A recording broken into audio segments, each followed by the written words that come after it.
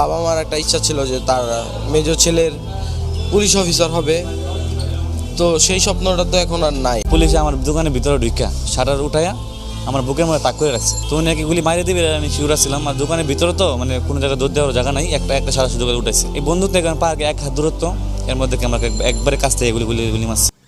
Guys, একবার কল্পনা করে দেখো তো, কালো অবধি তুমি হেঁটে চলে বেড়াচ্ছিলে, খুবই মজা করে দিন কাটাচ্ছিলে, সুন্দর পৃথিবীটাকে উপভোগ করেছিলে। হ্যাঁ, তখন অনুভব না করলেও আজকে অনুভব করছো, এখন অনুভব করছো, কারণ তোমার আজকে সেই হাঁটার জন্য, চলার জন্য, সুন্দর পৃথিবীটাকে উপভোগ করার জন্য আর তোমার পাই নেই। হ্যাঁ, আমরা বলছিলাম কোটা আন্দোলনের সময় যারা তাদের পা হারিয়েছিল তাদের কথা। পা ছাড়া তাদের দুনিয়া কেমন কাটছে, তাদের স্বপ্ন কেমন ছিল, আজকে তাদের সেই ভিডিওটা দেখবো। কি বলবো, এত খারাপ আমার এর আগে কখনো লাগেনি। তাদের কথা চিন্তা করলে এত খারাপ লাগছে না। আমাদের পা আছে, আমরা হাঁটতে পারছি, চলতে পারছি, স্বাধীনভাবে সবকিছু করতে পারছি, মানে একটা মানুষের যা দরকার সমস্ত কিছু আমাদের বডি পার্টে আছে। তারা একটা গুরুত্বপূর্ণ একটা অঙ্গ তারা হারিয়ে ফেললো, তাদের পাই তারা হারিয়ে ফেললো, তারা হাঁটবে কিভাবে? যাই হোক, ভিডিওটা প্রথমে দেখবো, তারপরে তাদের সম্পর্কে কথা হচ্ছে। তো চলো শুরু করা যাক আজকের ভিডিওটা। কয়েকজন তরুণ ও যুবক, কারো ডান পা কারো বাম পা, যা দেখতে যেন সিনেমার রোবটের পায়ের মতো, সেই পা নিয়েই তারা হাঁটছেন, কথা বলছেন হাসি মুখে। তবে এটি কোনো সিনেমার দৃশ্য নয়, এটি রাজধানীর একটি বেসরকারি প্রতিষ্ঠান ব্র্যাক কৃত্রিম পা সংযোজন কেন্দ্রের দৃশ্য, যেখানে এই তরুণরা অভ্যস্ত হচ্ছেন তাদের নতুন যান্ত্রিক পায়ের সাথে। এই তরুণরা পা হারিয়েছেন ছাত্র জনতার জুলাই আগস্টের গণ অভ্যুত্থানে। তাদের কৃত্রিম পা বিনামূল্যে সংযোজন করেছে BRAC limb and brace centre নামক একটি বেসরকারি প্রতিষ্ঠান।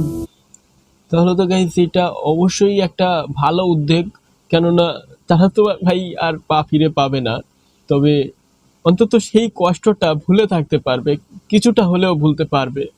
আর অনেক মধ্যবিত্ত ঘরের মানুষও আছে, টোকাই থেকে শুরু করে রিক্সা চালক পর্যন্ত আছে, তারা তো চাইলেও নতুন পা লাগাতে পারবে না। এতটা একটা এক্সপেন্সিভ একটা খরচের ব্যাপার আছে, সেইটা তো আর সবাই করতে পারবে না গাইস। তো এই দিক থেকে চিন্তা করে এটা যদি সরকারি প্রতিষ্ঠানে হতো মনে হয় আরো ভালো হতো, কেননা আরো বেশি মানুষ সুযোগ পেত তাদের মানে আর একটা নতুন পা তারা নিয়ে, আর কি তাদের কষ্টটা কিছুটা হলেও কমতো। তবে অবশ্যই একটা ভালো পরিকল্পনা। এই উদ্যোগের মাধ্যমে তারা ফিরে পাচ্ছেন নতুন জীবনের স্বপ্ন। ভাইয়া, আমি কয়েকদিন আগে এটা হচ্ছে চিন্তা ভাবনা করছিলাম যে 1 পা দেওয়ার ভাই আসে তাকে লাভ কি, আমি আত্মহত্যা করবো, এরকম চিন্তা ভাবনা ছিল।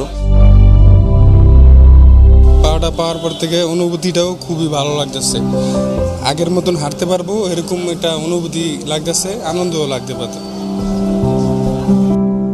মোহাম্মদ রাজু মিয়া, স্ত্রী ও 2 সন্তান সহ ছোট্ট সংসারে তিনি ছিলেন একমাত্র উপার্জনক্ষম।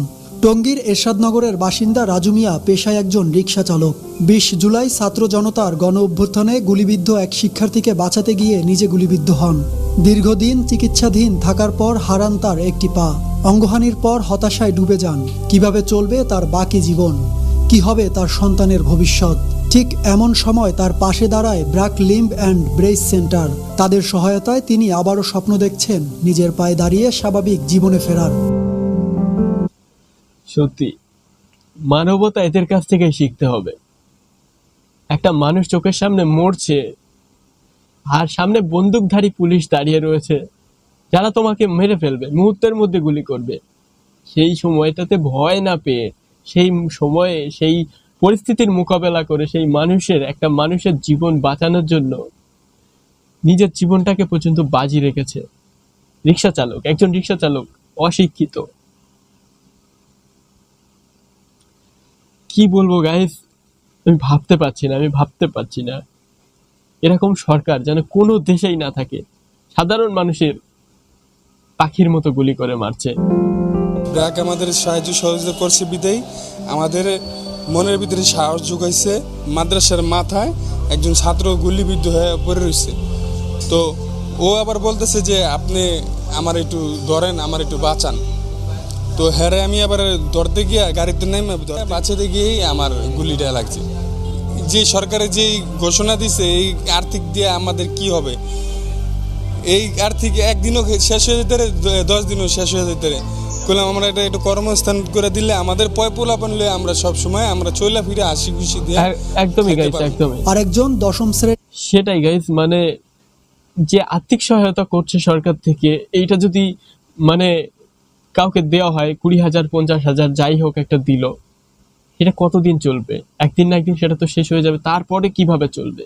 একটা কর্মসংস্থান যদি না করে দেওয়া হয় তাদেরকে, তারা এইভাবে তারা কিভাবে কাজ করবে? তারা মানে তাদের তো উপার্জন তো করতে হবে, তাদের তো সংসার তো চালাতে হবে। অবশ্যই সরকারকে এটা মাথায় নেওয়া দরকার আছে, আমার যেটা মনে হয়। ছাত্র রিফাত হাওলাদার স্বপ্ন ছিল পুলিশে যোগ দেওয়ার, কিন্তু সেই স্বপ্ন আর পূরণ হলো না। আন্দোলনে পা হারিয়ে দিন কাটছিল হতাশায়।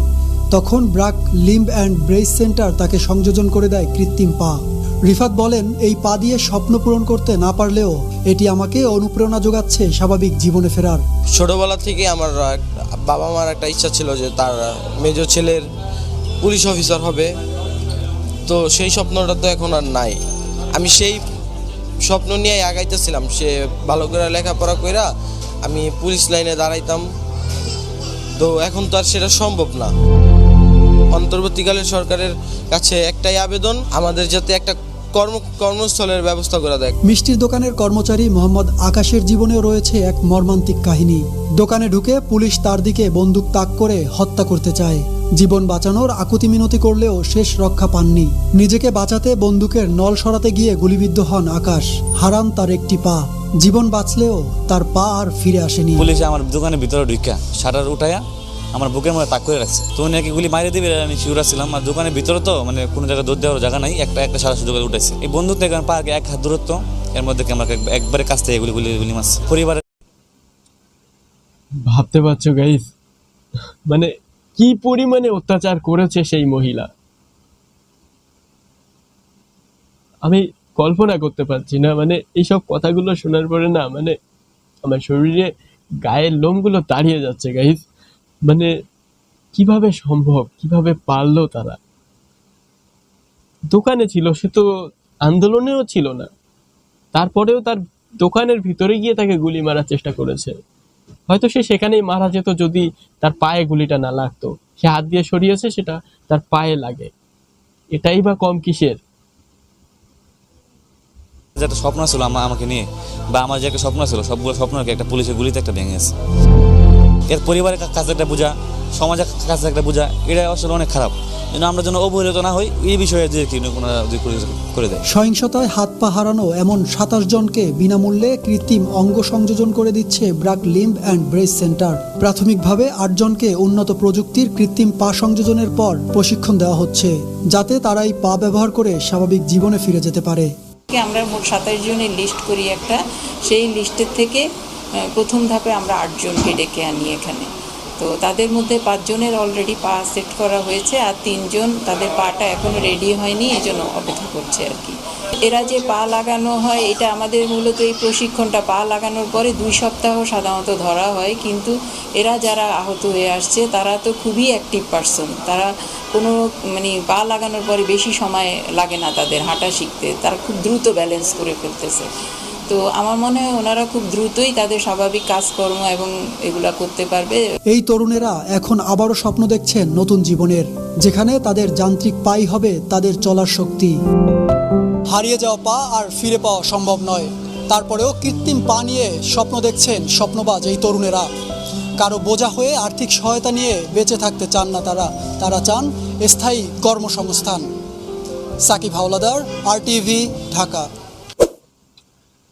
যাই হোক গাইস, সত্যি মানে এইভাবে কোনো আর্থিক সহায়তা না করে যদি তাদের জন্য কর্মসংস্থান করে দেওয়া হয় আর তাদের দায়িত্ব নেওয়া হয়, মানে সরকারি যত হসপিটাল আছে সেখান থেকে যদি তাদের এই মানে যাদের পা হারিয়েছে, যাদের মানে এরকম ধরনের সমস্যা, সেগুলো যাতে সরকার দায়িত্ব নিয়ে এটা যাতে করিয়ে দেয়, অন্তত তারা পা হারানোর সেই কষ্টটা কিছুটা হলেও ভুলতে পারবে।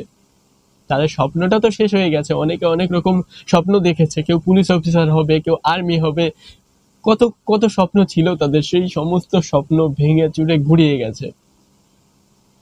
এইভাবে পরিবারের বোঝা তারা হতে চায় না, তারা কর্মসংস্থান চায় একটা। অবশ্যই সরকারকে এই জিনিসটা আমার মনে হয় একটু ভেবে দেখা উচিত। আর বেসরকারি হসপিটালগুলো থেকে যদি এরকমভাবে সাহায্য করা হয় তাহলে সত্যি আরো ভালো লাগে যে তারা মানুষের এই কষ্টটা দেখে তাদের পাশে অন্তত কিছু করে অন্তত চেষ্টা করছে যে তাদের পাশে দাঁড়ানোর। সবশেষে একটা কথাই বলবো যে কোথাও যদি অন্যায় দেখো না, মুখ বুজে থাকবে না। মুখ বুজে থাকার সময় আর নেই। আজ তারা যদি মুখ বুজে থাকতো তাহলে তারা হয়তো এই অবস্থা তাদের আর আজকে হয়তো হতো না। তবে সেই অত্যাচার বছরের পর বছর, যুগের পর যুগ চলতে থাকতো। তো মেরুদণ্ড মানুষের সবার প্রথমে দরকার। যাই হোক, ভিডিওটা দেখলাম, মন খারাপ হয়ে গেল। এরকম এত খারাপ আমার কোনো ভিডিও দেখে লাগেনি। যাই হোক, আজকের মতো এখানে বিদায় নিচ্ছি। নিজের আশপাশটা খেয়াল রাখো আর সতর্ক থাকো।